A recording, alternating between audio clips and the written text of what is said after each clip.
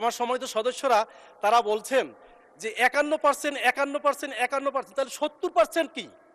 আমরা যখন ওই সময় ছিলাম ডিভিশনের পাশ করতাম, যদি 51% তো সেকেন্ড ডিভিশন, আর 70% হয়েছে ফার্স্ট ডিভিশন।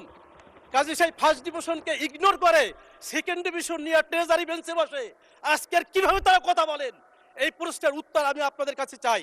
কারণ স্পিকার, আমরা যে আজকের সংসদে দাঁড়িয়ে আছি, এই সংসদ জুলাই বিপ্লবের উপর দাঁড়িয়ে আছে।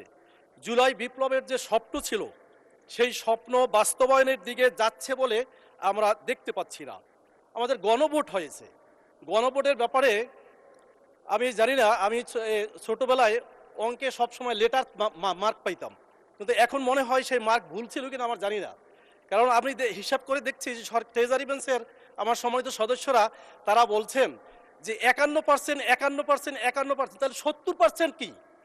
আমরা যখন ওই সময় ছিলাম ডিভিশনের পাশ করতাম, যদি 51% তো সেকেন্ড ডিভিশন, আর 70% হয়েছে ফার্স্ট ডিভিশন।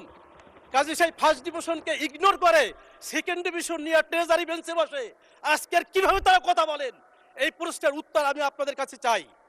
আপনারা 51%-এর শপথ নিলেন আর 70%-এর আপনার শপথ নিবেন না।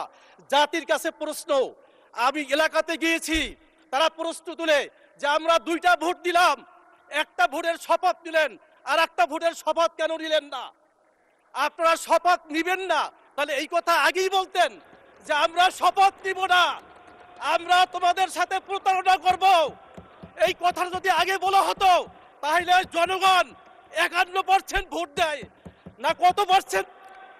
মাননীয় সদস্য 1 মিনিটে শেষ করেন, সমাপ্ত করেন 1 মিনিট। মাননীয় স্পিকার, আমি তাহলে শেষ দিকে যাচ্ছি।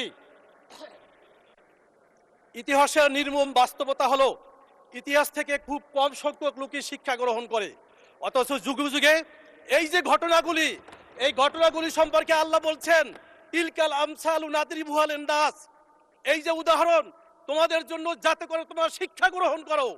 কিন্তু আফসোস, আল্লাহ অন্য জায়গায় বলছেন ওয়ালাকিন আকসারুহুম লা ইয়াকিলুন, তোমাদের অধিকাংশ লোকে এর থেকে শিক্ষা গ্রহণ করো না। কিন্তু আমি আবেদন রাখবো এই মহান সংসদে, আমরা এই সংসদকে প্রাণবন্ত করতে চাই, আমরা এই সংসদকে দীর্ঘায়িত করতে চাই। আমরা দেখতে চাই যে এই সংসদ গতানুগতিক কোনো সংসদ হবে না। বিগত দিনের ইতিহাস থেকে শিক্ষা নিয়ে এই সংসদে, মহান সংসদে যারা এসেছেন, তারা এই দেশকে এগিয়ে নেওয়ার জন্য, দেশের জন্য, দেশের উন্নয়নের জন্য কাঙ্ক্ষিত ভূমিকা, বিপ্লবের কাঙ্ক্ষিত ভূমিকা